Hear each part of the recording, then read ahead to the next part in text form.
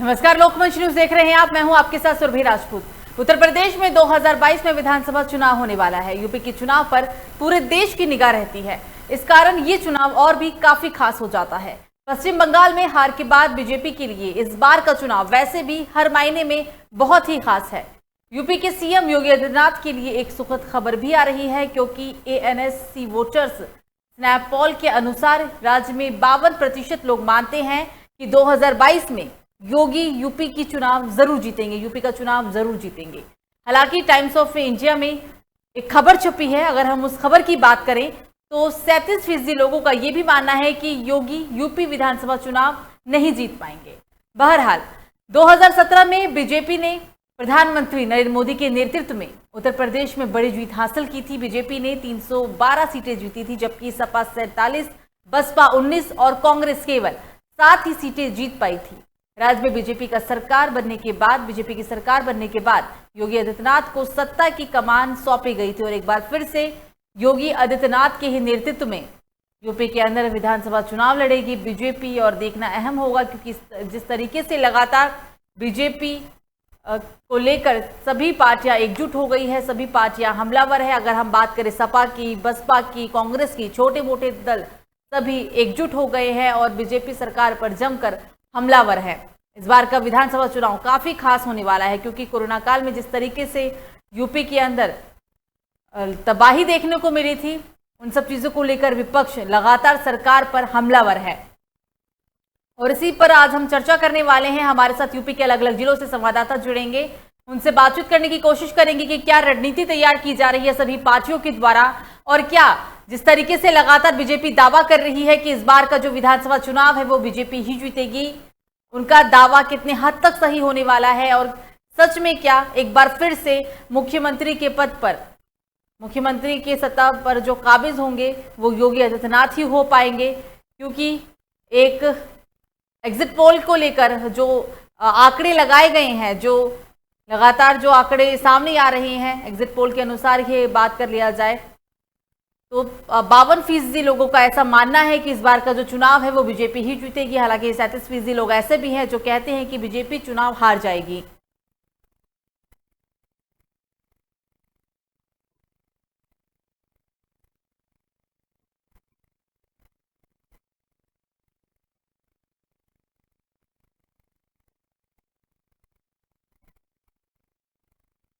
और इसी मुद्दे पर बात करने के लिए हमारे साथ यूपी के अलग अलग जिलों से संवाददाता जुड़ गए हैं। हमारे साथ आकाश है गाजियाबाद से, राशिद आगरा से और निखिल लखनऊ से। चर्चा की शुरुआत करेंगे। आकाश, सबसे पहले आपके पास आएंगे। यूपी के अंदर 2022 का विधानसभा चुनाव काफी अहम है, क्योंकि सभी पार्टियां अब एकजुट है और बीजेपी पर हमलावर भी है। क्या लगता है कितनी तैयारियां हैं बीजेपी के द्वारा की गई? आकाश, आपको मेरी आवाज आ रही है? जी जी जी आकाश, 2022 में यूपी में विधानसभा चुनाव होना है। इस बार का विधानसभा चुनाव काफी खास है। हर मायने में ये और अहम तब हो जाता है जब बीजेपी दावा करती है कि बीजेपी इस बार फिर से एक बार सत्ता में काबिज होगी। हालांकि सपा, बीएसपी, तमाम ऐसे दल है जो कहते हैं कि इस बार बीजेपी को कुछ भी हो जीतने तो नहीं देंगे।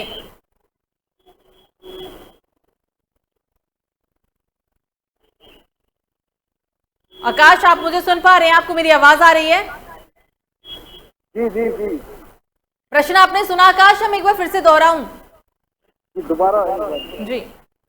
यूपी के अंदर 2022 का विधानसभा चुनाव काफी खास है, क्योंकि अब देश का ऐसा राज्य जहां पर बहुत ज्यादा संख्या और इस चुनाव पर सबकी नजर रहती है। क्या तैयारियां की गई है सभी दल के द्वारा? देखिए, जिस तरीके से 2022 में चुनाव होने हैं, इस तरीके को लेकर सब राजनेता और नेता रणनीति बना चुके हैं और ऐलान कर चुके हैं। जी जी क्या तैयारियां चल रही है सभी पार्टियों की? देखिए, गाजियाबाद की बात की जाए तो रणनीति चल रही है आपस में नेताओं के साथ। जी आकाश बनी रहिएगा। राशिद के पास चलते हैं। राशिद, 2022 में विधानसभा चुनाव होना है, सभी पार्टियों की क्या तैयारी है? कौन से ऐसे मुद्दे हैं जो इस बार कहीं ना कहीं लोग उन मुद्दों को लेकर बीजेपी पर हमलावर हो सकते हैं, या जो तमाम दल गठबंधन को लेकर भी अब उतारू हैं? कौन से ऐसे मुद्दे हावी होने वाले हैं यूपी में विधानसभा चुनाव के दौरान? देखिए सुरभि, आपको मैं बता दूं, मुद्दे जो रहेंगे वो मोटे मोटे मुद्दे यही रहेंगे, जैसे व्यवस्थाएं नहीं थी कोरोना काल में, सरकार के प्रति कोई खास आम जनता को लाभ नहीं दिया। जनपद आगरा की बात करते हैं तो जनपद आगरा में पहले से यहाँ सारे विधायक भारतीय जनता पार्टी से ही हैं। दोनों सांसद फतेहपुर सहित भारतीय जनता पार्टी से हैं। यहाँ तक कि यहाँ महापौर भी भारतीय जनता पार्टी से हैं और बड़ी तादाद में पार्षदों का अमला भी भारतीय जनता पार्टी से है।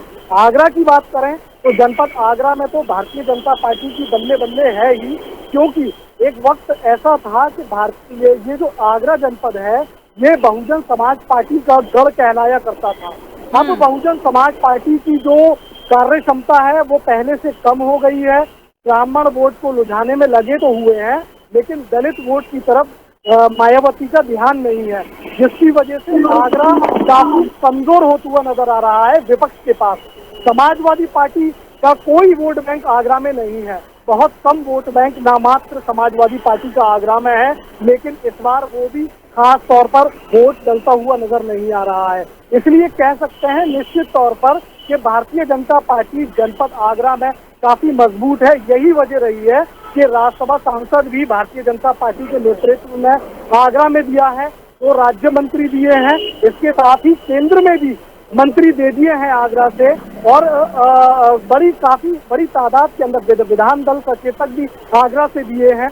आगरा के जो जनप्रतिनिधि हैं, आगरा के जो भारतीय जनता पार्टी के नेता हैं, कह सकते हैं कि वो अपने आप में वोटर को लुभाने में किसी हद तक कामयाब है, क्योंकि यही वजह है कि आला कमान ने ये सारी चीजों को देखते हुए आगरा के जो भारतीय जनता पार्टी के नेता हैं उनको बड़ा गिफ्ट दिया है। और लगातार भारतीय जनता पार्टी में कुछ तब्दीली होती है तो आगरा के जनप्रतिनिधियों को कहीं ना कोई रूप में तोहफा मिलता रहता है। जैसे SC/ST आयोग के अंदर बात करें तो बहुत सारे होते हैं, पारसी भी आते हैं और सिख भी आते हैं, जैन भी आते हैं, लेकिन मुस्लिम समाज से अशफाक सैफी को आगरा SC/ST आयोग का अध्यक्ष बनाया गया। क्यों? क्योंकि आगरा के जो भारतीय जनता पार्टी के नेता हैं वाकई में कह सकते हैं काफी जीतो मेहनत करना है। अब ये बात एक अलग है कि भारतीय जनता पार्टी के नेतृत्व के द्वारा कोरोना काल के अंदर अव्यवस्थाएं बहुत थी, तमाम तरीके के मुद्दे चले,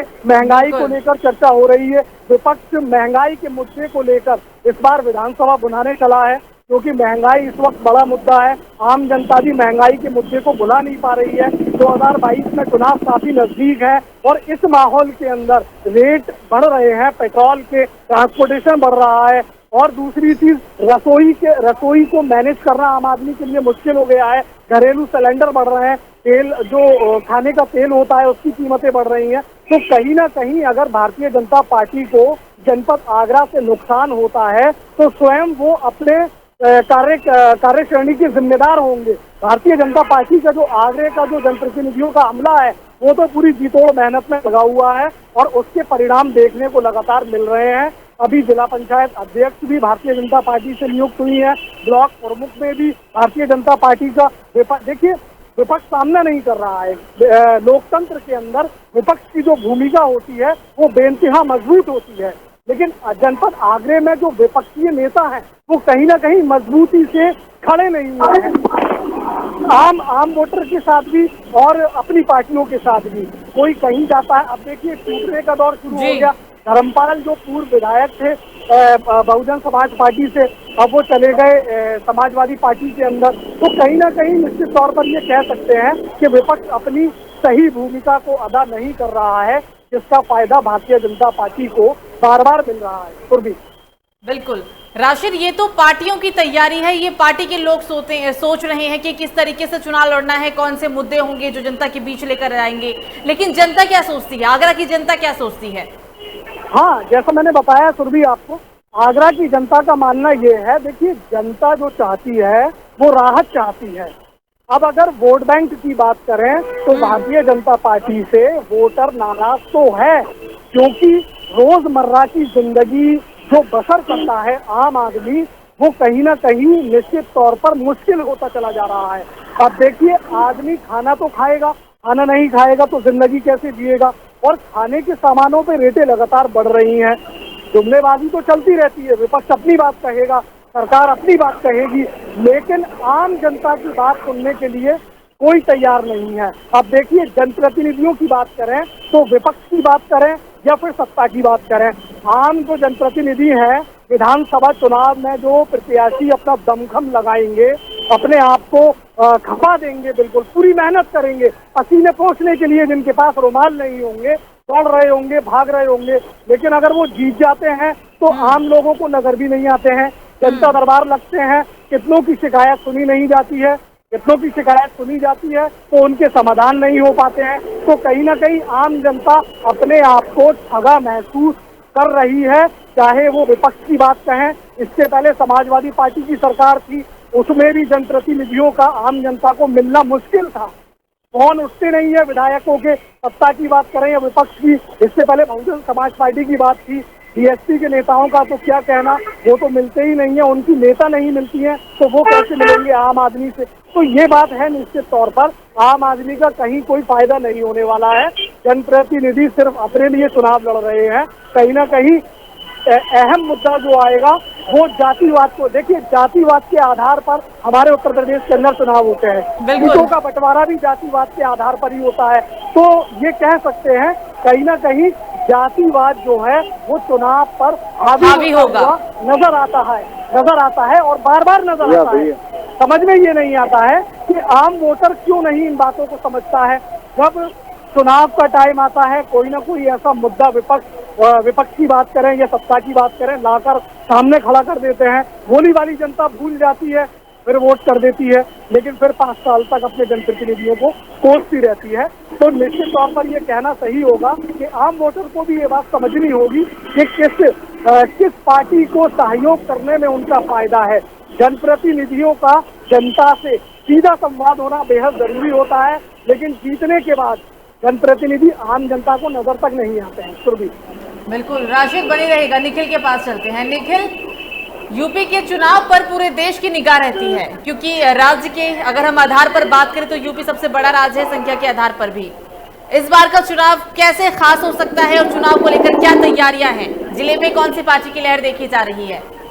निखिल भी आपको बता दें कि तैयारियां हो रही है, 5 राज्यों में चुनाव हो रहे हैं। चुनाव को लेकर इस समय यूपी की बात करें, यूपी से पहले बंगाल की बात की, बंगाल में भी चुनाव किस तरह से हुए, बिहार के चुनाव किस तरह से हुए, कहीं ना कहीं सारी पार्टियों ने बीजेपी को टक्कर दी। हालांकि ममता बनर्जी की पार्टी की बात करें तो बंगाल में कहीं ना कहीं सारे कोई ऐसे बीजेपी के बड़े नेता नहीं थे जो बंगाल में जय ना हो। कहीं ना कहीं उन्होंने चुनाव से पहले ही अपनी जीत को दर्ज कर दिया था, लेकिन जैसे ही चुनाव होते हैं उसके बाद रिजल्ट घोषित हो तो बीजेपी कहीं ना कहीं बंगाल में हार जाती है। लेकिन बात करें यूपी में तो यूपी में चुनाव अब बहुत दिलचस्प होगा। इसकी वजह यह है कि कहीं ना कहीं बीजेपी से वोटर जुड़ा हुआ है। जिस तरह से महंगाई की बात करें, कानून व्यवस्था की बात करें, कोरोना काल में किस तरह से आम जनता भटकती हुई देखने को मिली थी, इन सब चीजों को लेकर कहीं ना कहीं जनता चिड़ी हुई है। लेकिन समाजवादी पार्टी की बात करें तो समाजवादी पार्टी ने कोरोना काल से लेकर हर चीज को लेकर लगातार कहीं ना कहीं अपने आप को जमीनी स्तर पर गिनाने की कोशिश की।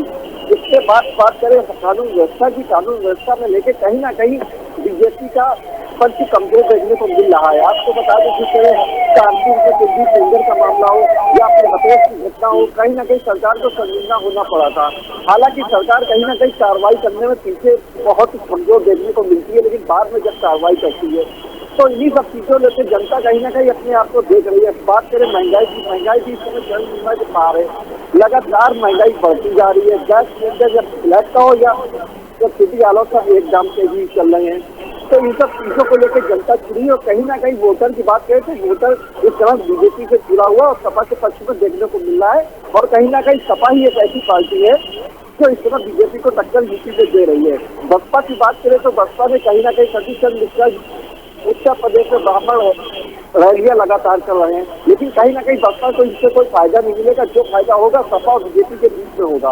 ब्राह्मण का वोट अहम माना जाता है, लेकिन इस समय ब्राह्मण भी थोड़ा बीजेपी से पीछे हट रहा है। जी बिल्कुल। निखिल, जनता क्या सोचती है? क्योंकि सभी पार्टियों की तैयारी है, लेकिन जनता क्या सोच रही है? क्योंकि महंगाई एक मुद्दा है, बेरोजगारी एक मुद्दा है, और पार्टी चाहे किसी की भी रहे, सरकार चाहे किसी की भी बने, अभी भी जो ये मूलभूत सुविधाएं हैं उससे कहीं ना कहीं ग्रामीण इलाके वंचित हैं। लोगों की समस्या बड़ी है, घटी तो नहीं है। ऐसे में जनता क्या सोचती है? ये आपको बता दें, सत्ता में कोई भी आता है तो जनता को 3 बातें हो जाती है। कानून व्यवस्था, स्वास्थ्य व्यवस्था, महंगाई। लेकिन कहीं ना कहीं इस समय महंगाई हो या कानून व्यवस्था हो या स्वास्थ्य व्यवस्था हो, कहीं ना कहीं बीजेपी सत्ता से कांग्रेस पार्टी लगे हुए कमजोर देखने को मिली है। अधिकारी नीचे सुनते नहीं है। सरकार लाख कोशिश करती है कि अधिकारी चुने अपने फोन लगातार अपने पास रखते, अधिकारियों को जनता जगह से जाकर बातचीत करने से कहीं ना कहीं देखने को मिली। अभी ताजा मामला आपको बता दें मिनट का, 2 दिन पहले वहाँ पे शराब व्यापारी से लूट होती है, जिससे 20 लाख रुपए तक की लूट होती है। इसके बाद जो विक्रेता होता है उसी को जो है दुकानदार को थाने में बुला के पुलिस पूछती है, उसके बाद बर्दाश्त होता है। कहीं ना कहीं जांच का आश्वासन मिल जाता है, तो आश्वासन से कुछ सरकार चलेगी नहीं, जनता उसको देखना चाहती है। हमारे को सरकार के नाम से चलता है, लेकिन कहीं ना कहीं कानून व्यवस्था इस समय अहम मुद्दा बन जाता है। बिल्कुल निखिल बने रहेगा।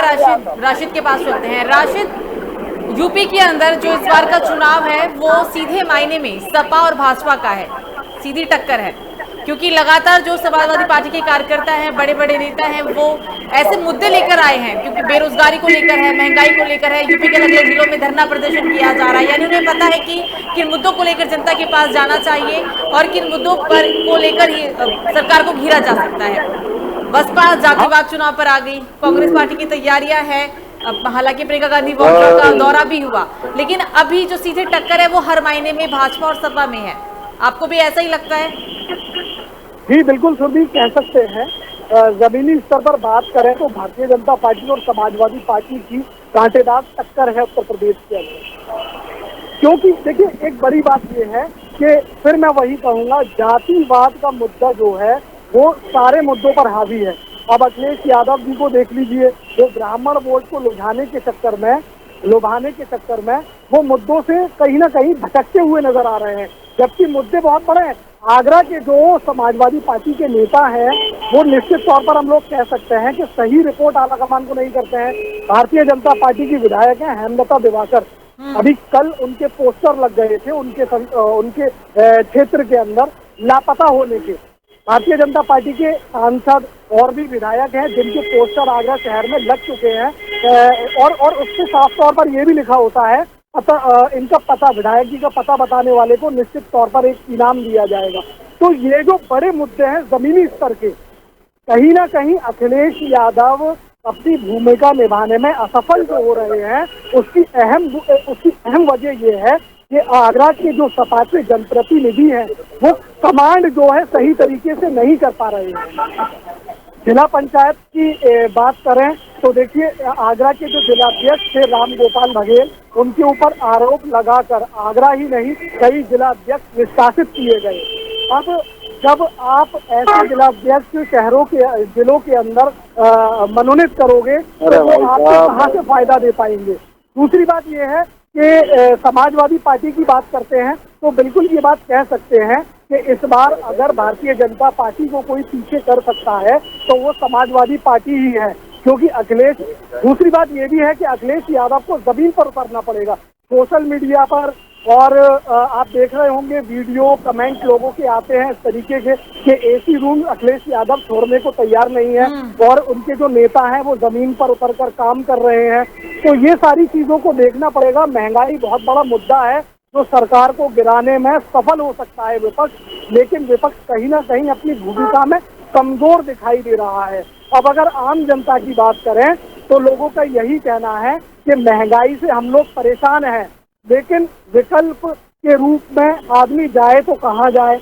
भारतीय जनता पार्टी उत्तर प्रदेश के जनपद आगरा में काफी मजबूत है, ये बात बिल्कुल कह सकते हैं। राशिद, लोग ये भी कहते हैं कि विकास भी हुआ है और अपराध भी कम हुआ है, क्या आपको भी ऐसा लगता है कि सच में विकास भी हुआ है और अपराध भी कम है?